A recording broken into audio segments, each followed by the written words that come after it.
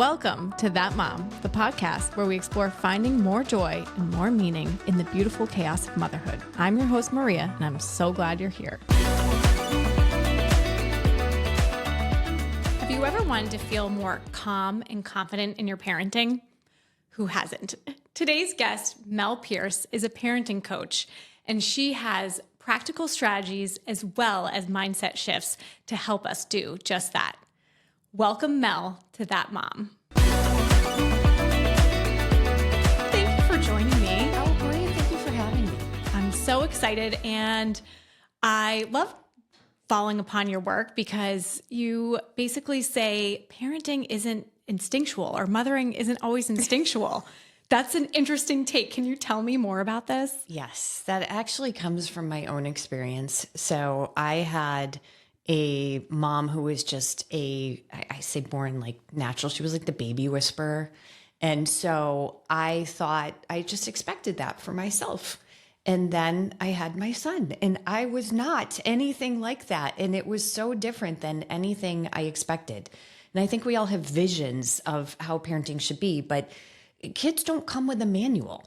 And we just expect that we're going to know what to do, but we don't. Yeah. And so there's just those expectations that we have of how things are going to be, and then how they are in reality are usually so different. I think that's huge and just something important for people to notice, because I think for me, when I became a mom, I did think it was going to be very instinctual, but it also was harder to solve the problems than I thought.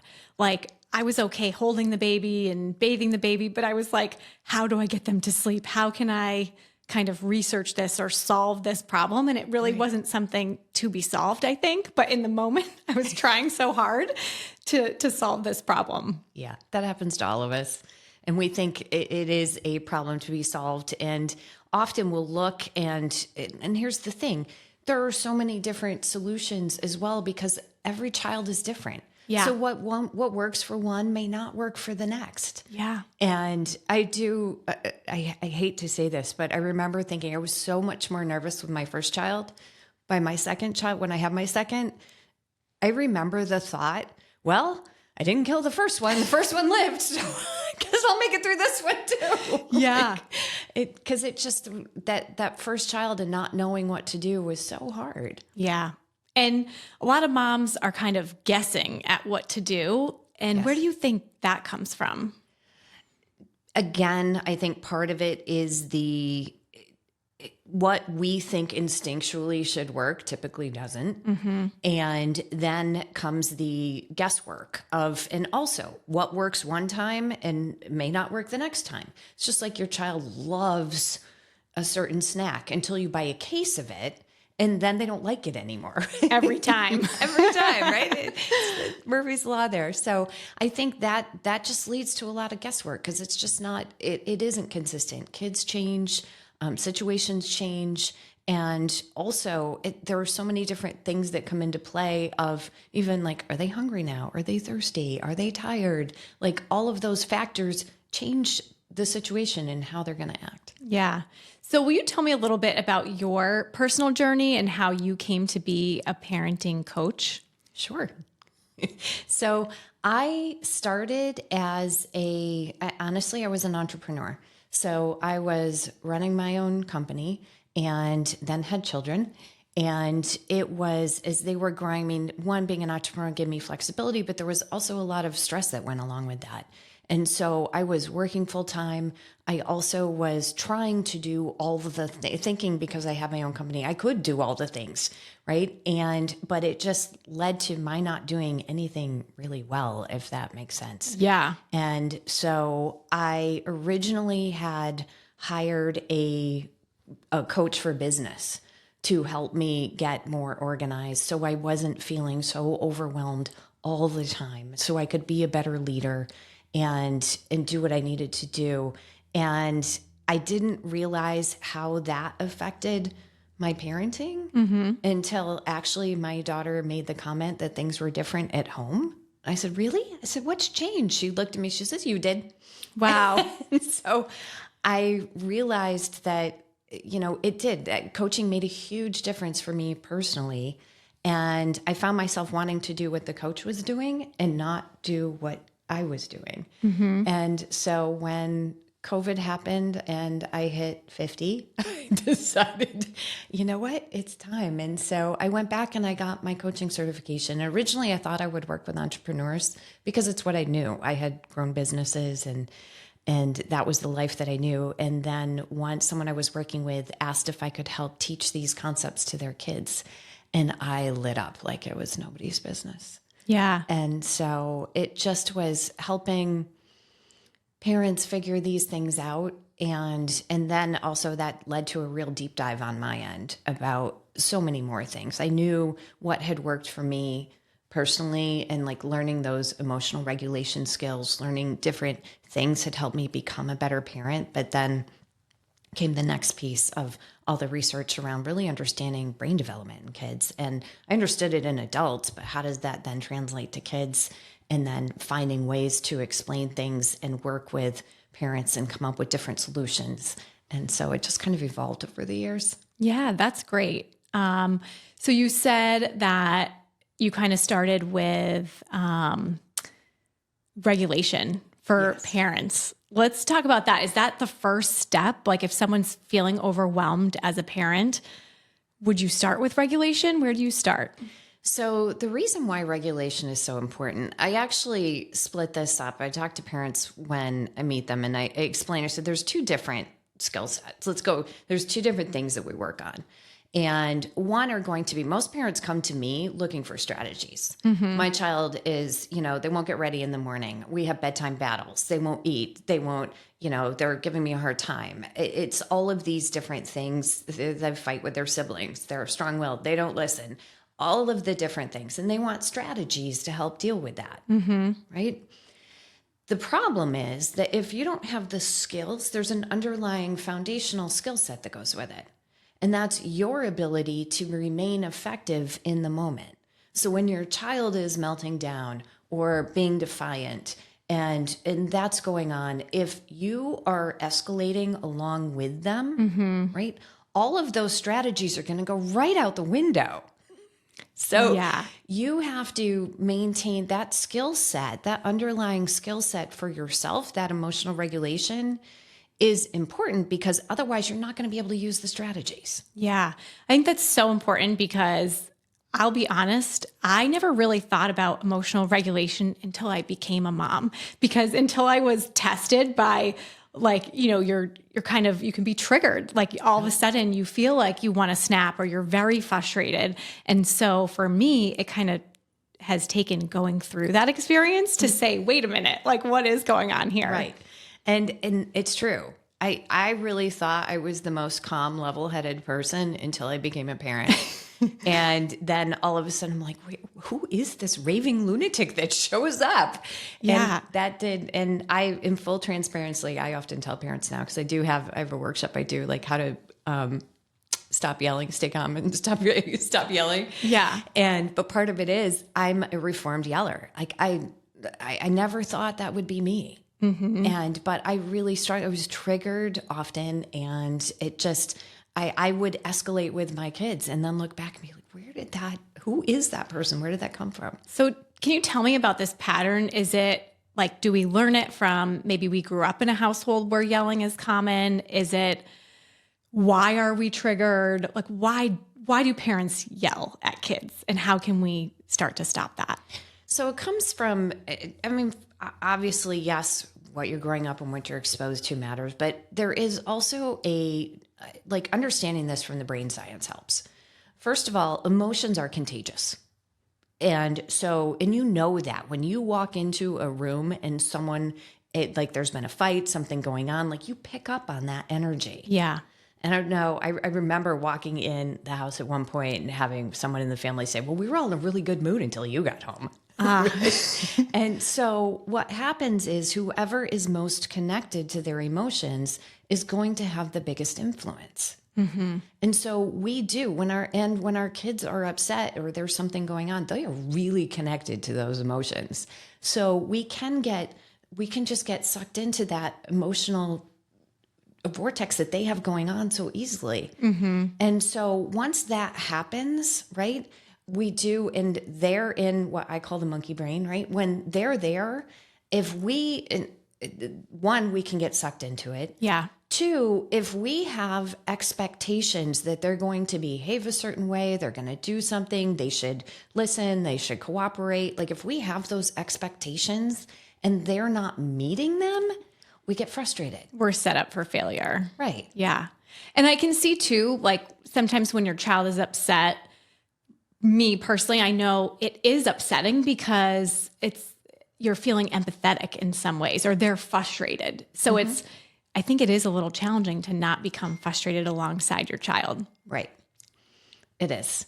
And there is one of the things that I coach most often on is actually helping parents become okay with their child's negative emotions. And because it is, so many times we think they shouldn't experience frustration, they shouldn't be upset, they shouldn't be sad, they shouldn't feel a certain way. Like, and we don't want that for them. And we can see that as our job to help protect them. And so the other thing I say is that's completely normal. Yeah. So if you think about when they're a baby, when they have to cry to communicate with us. So that's how we learn when they're uncomfortable. Like we are trained from the moment they're born to react to those emotions, to take care of them, because that's how they let us know if they're hungry, if they need to be changed, if they're tired and they need to be soothed. So we are fixing for those things when they're an infant. Yeah. So what happens, that becomes a problem though, as they grow, and we're still trying to fix for those emotions. Yeah. But those emotions are a natural part of life. And so one of the problems, and this is what I explain to parents, that our job isn't to protect them from feeling those feelings. Our job is to help them learn to navigate through them and learn what to do when they're feeling anxious or frustrated or sad. What tools do they have? What do they do? And also, that is a normal part of life. And we don't want to not feel those things. Right? You're not going to know happiness if you don't know sadness. Right. You have to have that contrast. And the ability to kind of work through Right. your own emotions. Right. Okay. So it starts with, I think, recognizing what's going on and being more aware of your own emotions. So first of all, part of that, yes. And also for you, when you see your child have a negative emotion, and like, it's okay. They're allowed to be upset, right? And this is one of the other things I have. They're allowed to not like the rules. Yes. They don't have to like the fact that they have to pick up their toys and come to dinner, right? And so a lot of times we expect, it's kind of like you ask your partner to take the garbage out and they do so by grumbling, right? And then you're annoyed. Like we want people to do things with a song in their heart and a smile on their face. Right. That doesn't happen. We can't always control that. Right. Yeah. Right. So sometimes, just accepting that it's okay. They don't have to like it, and that's okay. That little piece can change so much for how you're showing up. Yeah.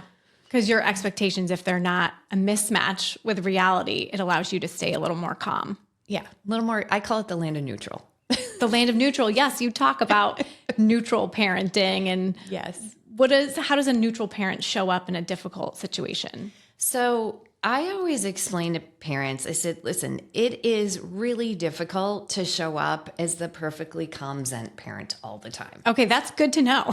Right. Yeah, yes. That is not feasible. When your child is screaming and yelling at you and telling you, they hate you, like for you to be that loving, kind, calm parent at that moment, that's not going to happen. Okay. Okay. Because I think there's some advice that kind of makes it seem like we should be able to do that. No. Yeah. And no. So one, don't even set that expectation for yourself. Okay. Okay.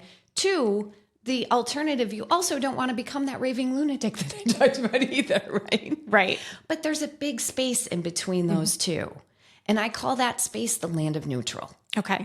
So if you can just find that neutral space there, that's where you stay more effective.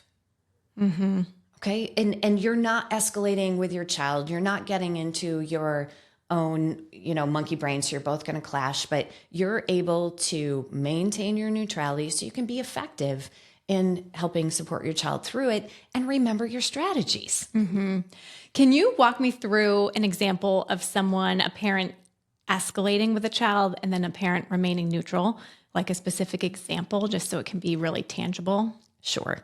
So I had a mom who was telling me about a situation. They had been away for vacation, and her 3-year-old kept talking about how excited she was to go back to school. All excited to go back to school, all excited to go back to preschool, right? Until the morning that it was time to go back to preschool. And then she was having a meltdown in the bathroom. And the mom, of course, is going through that. I can't believe this. She was so excited. I don't know what's going wrong. I don't know what her problem. And the mom snapped, right? And then, of course, she felt better afterwards. And so we talked about, I was coaching her through some of this. And I said, one, that's completely normal. Let's just talk about what was going through your brain at the moment and why you ended up escalating with her and what happened there. I said, what if you had the thought, well, of course she doesn't want to go back to school. She's been on vacation and she's been with us this entire time for the past week. Yeah. Of course she doesn't want to go back. Yeah. That's just kind of a neutral thought. You're recognizing what's happening, but you're not really attaching anything to it. Right. I said, then at that point you could be like, wow, you know what? All of a sudden it's time to go back, and it's kind of sad, right? Yeah. Allows you to approach it from a much different place than like, my expectations aren't being met. Why is this happening? Right. Yeah. Yeah. So if you just come at that place, like, of course she is. And then you can talk to her about, well, you're really upset. And you can just ask, like, you seem really upset this morning. And then you pause and you wait. So many times we want to fill that space. Like we think we can talk our kids through their feelings. And if we keep talking, and we're going to be able to fix it somehow. And I had another mom tell me, she's like, wow, I never realized how much I talk. Yes. And so sometimes it's just that leading of, wow, you seem really upset this morning. And then you're just silent. Yeah. And you wait. Right? Yeah. I think that's probably hard for a lot of people, but it's a great piece of advice. Yes. Yes. That pause can be helpful. Yes. And then you also mentioned brain and brain development, and that's a piece that helped you and helps your clients. Talk to us about brain development in kids. So I always use animals to describe this. First of all, one, it gives parents a visual. So when something is going on, they can see the animal and kind of see what's going on. And two, it also gives them the language. So at some point, they may actually be able to help describe to their child, too, using animals. It just makes it easy to understand. So I talk about the primal brain. I always put my hand back here. Okay. Because it's the brains of that survival Yep. brain, right? That is the monkey. And the monkey it's the downstairs brain. The monkey is that survival instinct. That part of the brain is fully developed by age 1. Wow. And so that's that piece of the brain, because it's that urge to survive, but it's that fight, flight, freeze, right? That's what the monkey knows how to do. Now, the upstairs brain, right? That's the wise owl. Mm-hmm. The wise owl is the prefrontal cortex. And that's the part of our brain that is responsible for regulating our emotions, being able to control our impulses, being able, like the communication, the problem solving, the logic, all of that happens up here. Mm-hmm. Now, I use the downstairs and upstairs. That concept actually comes from Dr. Daniel Siegel and Dr. Tina Payne Bryson from The Whole Brain Child. And they give you a visual of, imagine that you walk into a house. So it's a brand new house. The downstairs is all fully done, like decorated. The fixtures are in, painted, everything. You go over to go upstairs, and the stairs are plywood, and the opens are 2x4s and rafters, because that is your child's upstairs brain. The upstairs brain, that prefrontal cortex, is completely under development. It's under construction through their young years. It goes through a complete remodel in their teens. It is not fully developed until their ages like 24 to 27. So girls, it's 24, boys, it's 26 to 27. So that part, we think, right? And that is that part of their brain that's impulse control, their ability to regulate their emotions. All of that happens up here, right? It also, that part of their brain, this part of the brain takes a tremendous amount of energy. So if you think about how when a child goes to school, like their ability to stay in line, to focus, like all of that is wise owl. And so it takes so much energy. So when they get home, they're exhausted, Yeah. right? And they just can't hang on anymore. Yeah.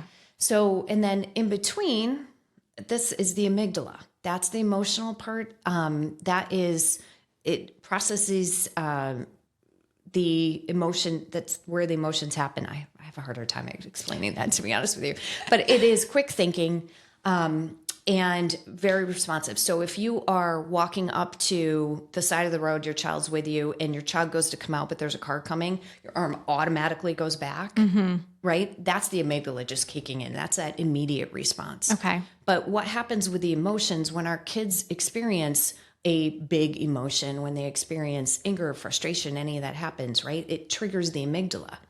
So the amygdala I call the barking puppy. So as soon as that amygdala gets triggered, the puppy starts barking. As soon as the puppy barks, the wise owl flies away. Okay. And we are left with the monkey. And the monkey only knows how to fight, run away, or shut down.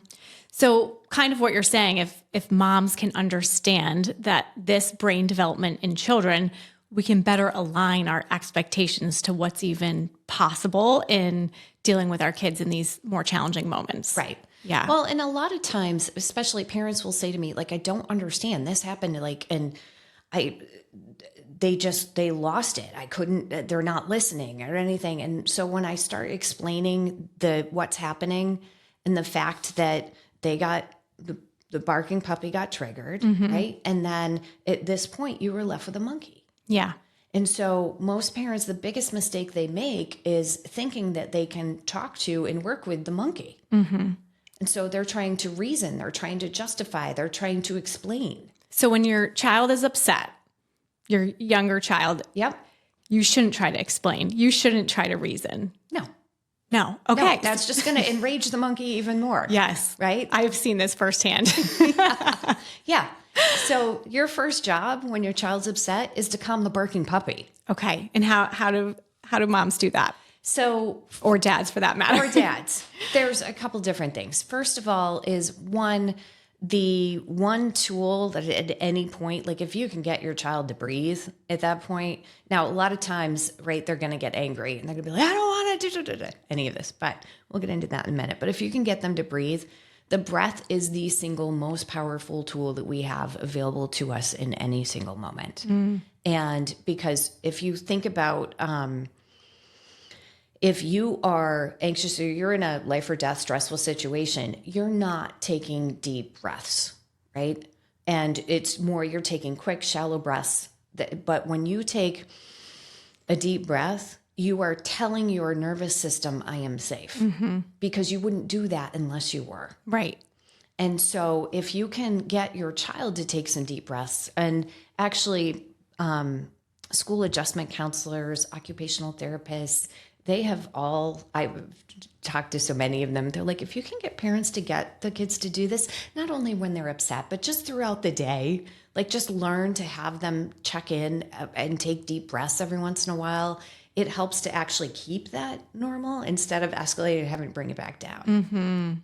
Yeah. Okay. So one, deep breaths are helpful, but the other thing is just recognizing when kids feel heard and seen and understood. So even when I go back to that daughter, the mom in the bathroom with the 3-year-old and the 3-year-old not wanting to get ready for school that morning, right? But just that, wow, you seem really upset this morning. Yeah. Now she feels understood. Yeah. She feels seen. She feels understood.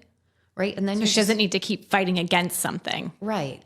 And so that piece of feeling seen and understood. And then a lot of times I will have parents say, yeah, that doesn't work with my kid. And so in that case, the other thing I say is let it out. A lot of times we're like, shove it down, right? Just calm down. We want them to calm down. We want them to de-escalate. Emotions will move through our body in 90 seconds if we let them. Oh, wow. So the key is, but most of the time we don't. Most of the time we're thinking, if you think about yourself, you're thinking about that situation over and over again, which is keeping all of the emotions live. Okay. But if you can just let that emotion live without keeping the brain spiral going with it, then it will just move through you. But so sometimes with your kids, it's just let it out. You're really upset. Ah, wow, you're really upset. Why don't you know what? Stomp your feet. Show me how angry you are. Shake your hands. Okay. So if you notice when animals in the wild, they will, if a zebra has been chased by a tiger and it gets away, it has cortisol and all of those chemicals running that it needed for that, that flight response. Yeah. And so once the danger is past, it has to go back to sympathetic is the stress response. The parasympathetic nervous system is the rest and digest. It'll shake. Animals will shake to get back to the parasympathetic. So that's why I tell the parents, I'm like, have them stomp their feet, have them shake their hands, shake their body, show me, let them move some of that emotion out. Yeah. I'm curious, talking through brain development and strategies with kids, how much of your work is based on the parent and how much is based on the child, so to speak? Is a lot of this having to do with just how the parent shows up and their mindset? It depends on the parent. Some parents do come to me and, we talk through the situations. Some parents, it really is heavy coaching on learning how to stay regulated themselves. Other parents really they're okay there, but their natural instincts are, like I said, to talk their child through it. They need more of the strategies. And so it just depends on each parent individually and kind of what they're showing up with. Yeah. Are there any other, I love the kind of moving through the emotion and using physical movement to do that. Are there any other strategies that come up often in your work? So there are a number. The one tool that for parents, I call it that parent from neutral tool. Okay. And that first is honestly learning to, I call it parents from neutral is and I say it's as easy as ABC. So I really wanted to come up with something that they could, in the moment, just be A, B, C, not this huge convoluted thing. And so A is just plain add space, which means you pause. So ideally you learn to pause yourself. Okay. B is breathe. That's that. That's simple. Yeah. Yeah. And if you put your heart on your hand on your heart, your body naturally releases oxytocin. So if you can, at a lot of times, I tell people all this, if I'm stressed, you'll see me walking around like this, just taking a deep breath. And I'm like, okay, I've got this. Just talking myself through it. I'll put my hand on my heart and take a deep breath. And then C is choose a new thought. So typically if I ask, if I have parents that say, we have such a hard time in the mornings, I'm like, okay, tell me exactly what you're thinking as this is going on. They'll have this litany. It's like, we're going to be late. Why do they always do this? They know the routine. They can tell me exactly what their thoughts are, almost verbatim. This is what they think every morning. But you can feel, when you go through those thoughts, you can feel that tension rise in your body. And so as soon as you have those thoughts, your body's going to go back into, this is how we respond. We get stressed, we respond, and we escalate. So if we're going to do ABC, it's like, okay, well, we're going to pause. You're going to take a deep breath and you're going to choose a new thought. And the recommendation is always pick that thought ahead of time, because you are not going to remember and be able to grab it in the moment. Our brains want to program things, right? It uses less energy.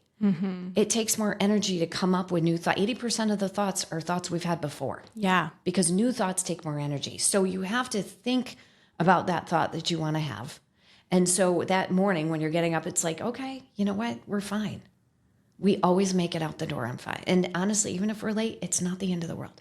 It's okay. We can handle this. The calmer I stay, the more effective I am. Yeah. Right? So that's your new thought. You're saying this other thought is not serving me. It's causing all these emotions to get stirred up about being late. So I'm just going to choose a different thought that we are going to make it on time. And even if we don't, everything's still going to be fine. Yeah. The world is not going to end. The world's not going to end. So that's your ABC tool. And so that's when I come back to neutral a lot. Right. And here's the thing. You get to tell yourself whatever you want. Yeah. So that's important to remember. It is. Yeah. It is. So you can tell yourself they're just being defiant, right? They're being difficult, right? That's not going to help you in the moment. Yeah. And it's, you know what? A lot of times it's true. Yes, they are being difficult. It would be so much easier if they were flexible. Yeah. Right. But that thought doesn't help you remain effective in the moment. And so it's like, you know what? He can have a hard time. I don't have to have a hard time too. I can handle this. I even like that thought. Yeah. They can have a hard time, but I don't have to have a hard I don't have time. to have a hard time. Yeah. Right. I can. And the more calm I stay, the more effective I am. Yeah. Right. Those things, it's like figuring out ahead of time what is going to support you in that moment and then practicing those. Yeah. I've had some other conversations with guests about what it means to be a good mom, but do you have any ideas in terms of what's out there about being a good mom or what's misunderstood about being a good mom? I think there's so much pressure. And honestly, everyone has different definitions. So some parents come to me and they think good mom means their child always feels good, they're well adjusted, like they're doing well. And so then the parents, again, try to make sure that they're making things perfect or trying to help their child avoid difficult situations, avoid negative feelings, right? And that's not helpful. No, in the long run, no. In the long run, that's really not helpful. And so part of that, you know, taking the pressure off yourself. I had one mom who said, you know, she was putting so much pressure on herself because she hadn't enjoyed being a parent for the past year. And I said to her, oh, okay, you know what? You have a toddler. That's completely normal.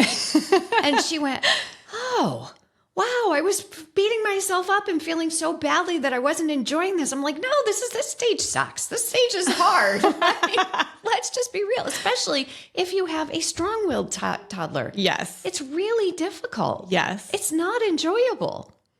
So let's take that off the table. And that just made her feel so much better. Yeah. So the expectations we have to enjoy things at times, if we can just acknowledge that, you know what, there are times where parenting is hard. Yeah. It's hard. We shouldn't feel guilty for not enjoying every moment. Exactly. And when you acknowledge, like, yes, it's hard, and I'm still going to show up. I'm going to do this to the best of my ability. I'm not, like, perfection is, it's not even possible. Yeah. So I'm human and I'm going to make mistakes. How I respond and acknowledge my mistakes, how I respond to them, how I do the repair, how I take responsibility, how I work to make sure I'm not making the exact same mistake over and over again. Right. My child's going to learn from that. Yeah. You're being a role model. Yeah. Great. Yeah. Does that make sense? It totally makes sense. Yeah. And I love that example because I think there's a lot of people, probably a lot of moms feel guilt about the way they're doing things or the way they feel. And you're taking that off the table. Yeah, I am. Usually I'm saying, stop looking at social media. Yes. It's not helpful. It's not helpful. No. And you know what, though? That's not even real. No, it's not helpful. It's not real. But there are lots of parenting tips and tricks on social media now. So, There are. There yeah. absolutely are. I'm talking about when everyone else's life, you think It's their perfect. life looks perfect. Yeah. That comparison. Yeah. That comparison isn't helpful. Yeah. And so you say that you're able to help parents parent with more confidence. How do you see that come through with your clients when what is it that they change to get that confidence? So part of it is I help them realize actually what is going well. Okay. So part of the time is we have such a negativity bias. So we always look for what's going wrong. And which is honestly, I mean, we're wired that way. That's how our species survived. We had to watch out for danger and see what was coming up and prepare for it. And those that did were the ones that survived. Okay. Okay. Yeah. So that negative bias is there.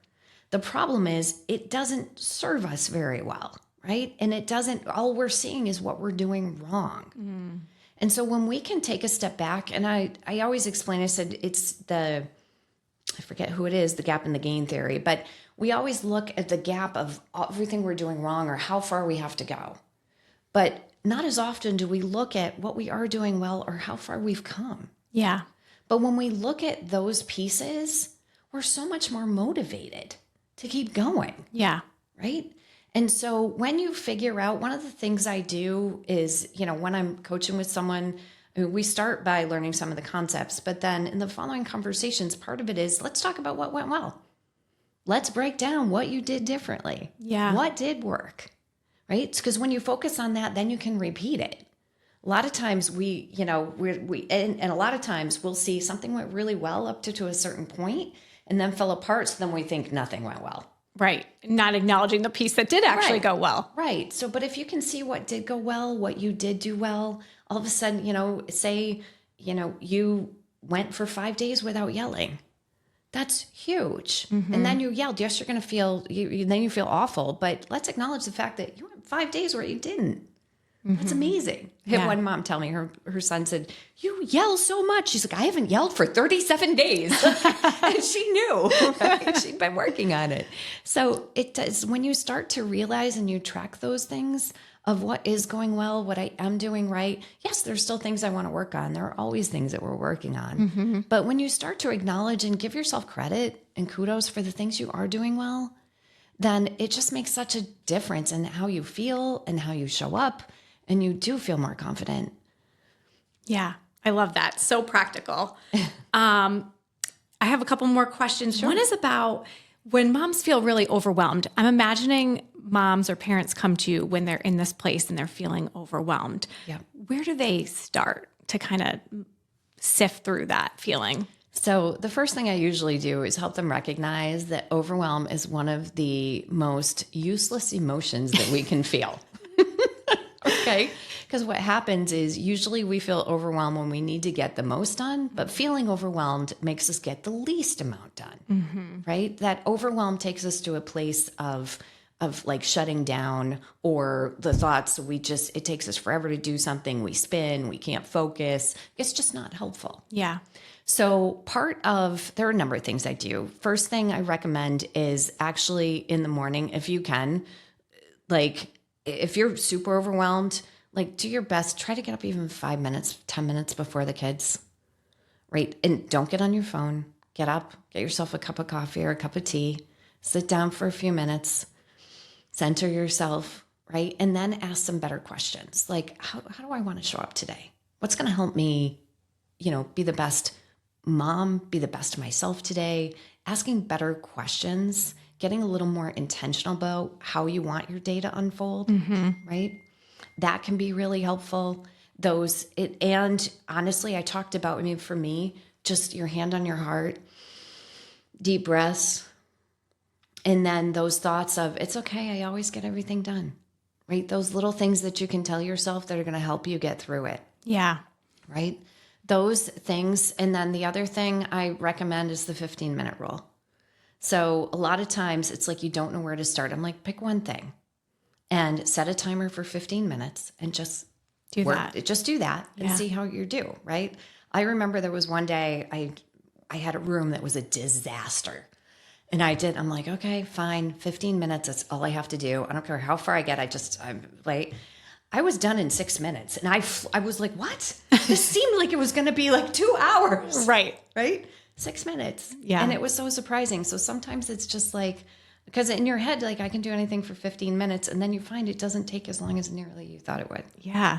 Love that. I really like the morning piece of advice because you don't need 30 minutes, 20 minutes. You're maybe saying 5 minutes. Yes. And I find myself when I take a moment to myself in the morning to just breathe, to just remember what's important to me and how I want the day to go, it does help you to frame that day and to find more of what you're looking for. Helps you to kind of filter for that and make sure when I wake up and it's like, I'm waking up with the kids because someone's calling me and I got to get breakfast and clothes and get ready for work. Yeah. I think that's a hard way to wake up. Not that I love getting up super early, but I think that if you can make room for 5, I think that's huge. It is. And also recognizing, I explain this often, when your brain will look to give you evidence for your feelings. Yeah. Okay.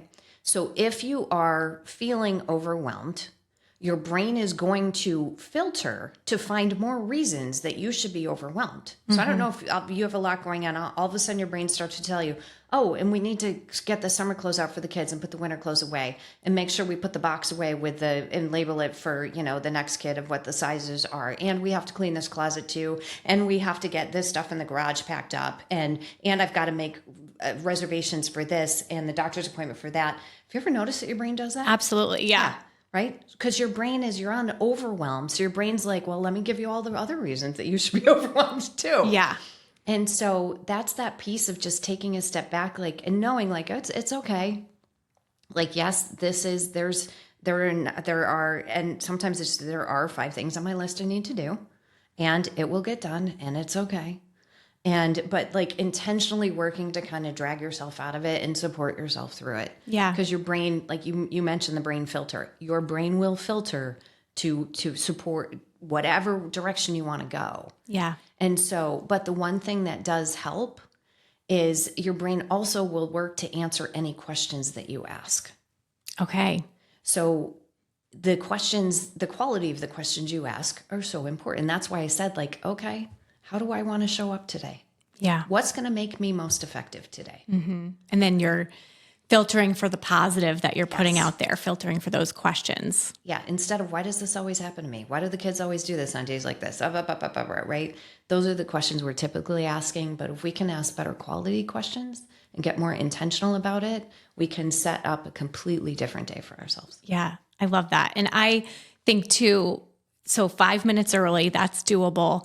And I think on the days when those 5 minutes don't happen first thing, you could still do it a little later, like once your kids are dropped off or once the bus gets them or once you have 5 minutes at work or in the car or whatever. So, I mean, I love first thing, but I think make it happen if it can't be first thing. Oh, and life's not perfect. No, it's not. And there were so many times where, I'll have moms say, if the kids have a bad morning, then they have a bad day. It's kind of like, well, why does it have to be that way? Yeah. What if you did a reset? And literally, it's like drop them off, take 5 minutes, just sit in the car, take some deep breaths. You know what? It's okay. It's okay. They can have a bad morning. It doesn't mean the rest of my day has to go this way. Right. How can I turn my day around from here? Yeah. How can I have a good day from here on out? Right. Yeah. And then also knowing that piece of, and then how can I help shift things as soon as I pick them up?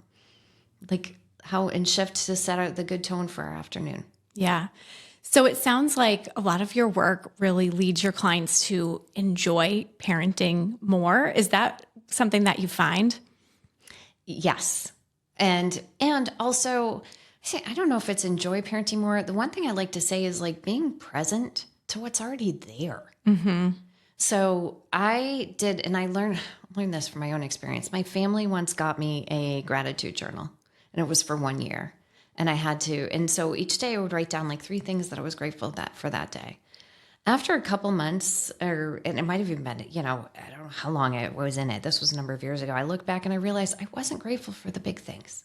Yes. I was grateful for the moment when my child, helped clean the kitchen and I came down and I was so surprised. They had, picked up, they'd done something unexpected. Sometimes it was just a hug. Mm-hmm. They came up and gave me a hug and said, I love you, Mommy. Yeah.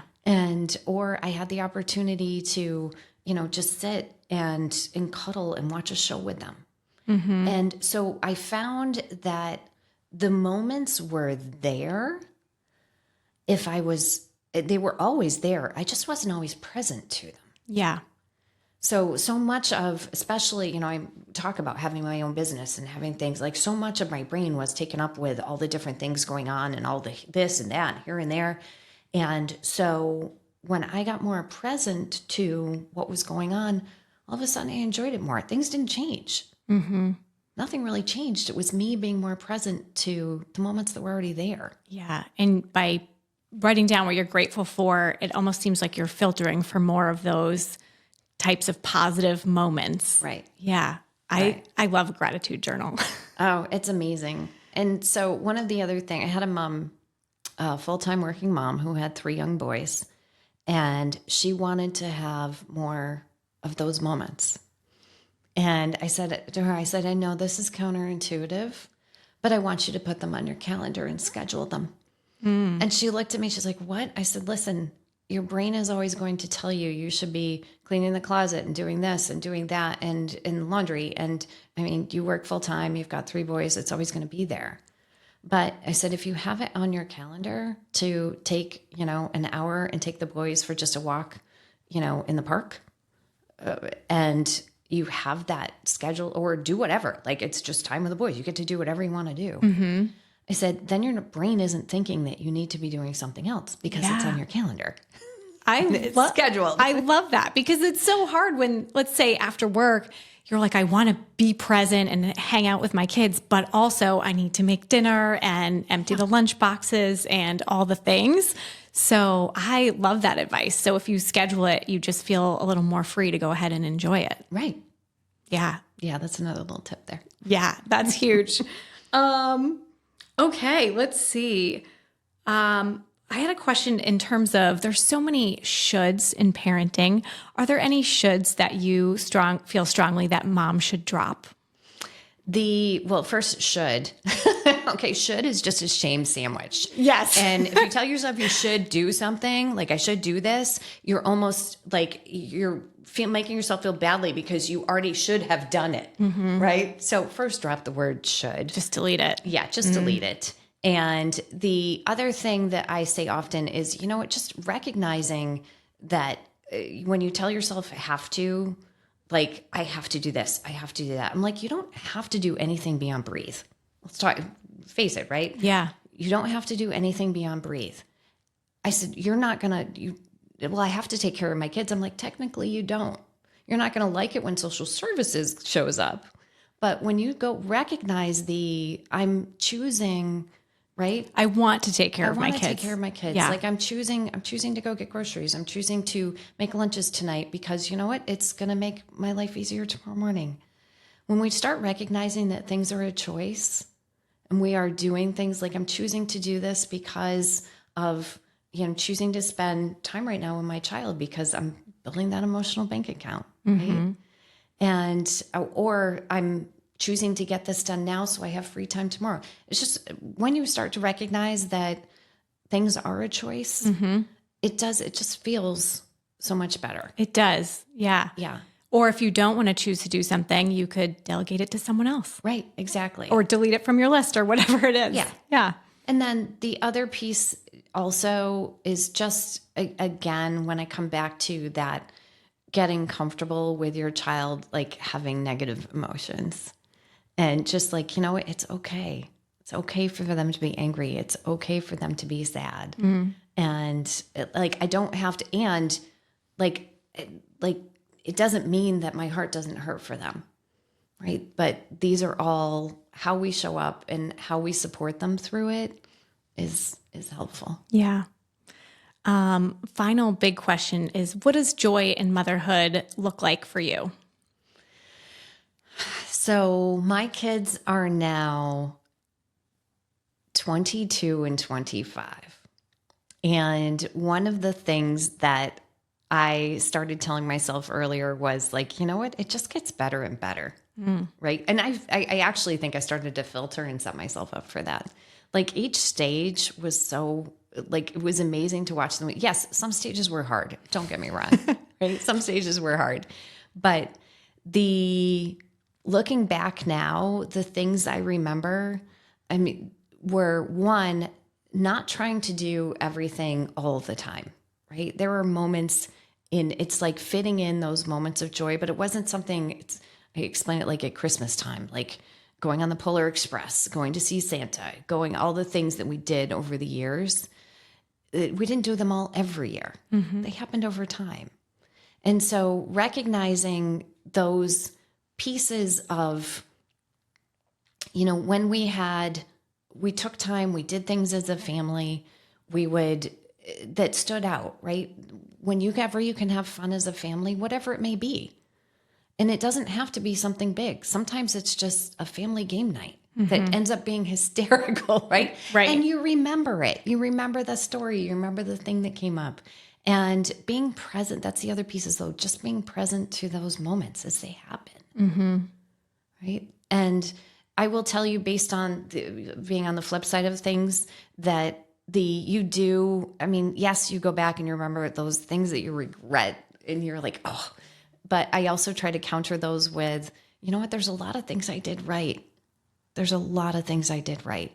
And the efforts that I put in early at this stage of the game, like adult children are so much fun, so much fun. But I did have to change my own relationship with them when, at a certain point I had to shift and I made the change, and I'm so grateful that I did. I'm so grateful I did that work and we have the relationship we do now. But just going back to, I think joy is being present to the moments that are already there.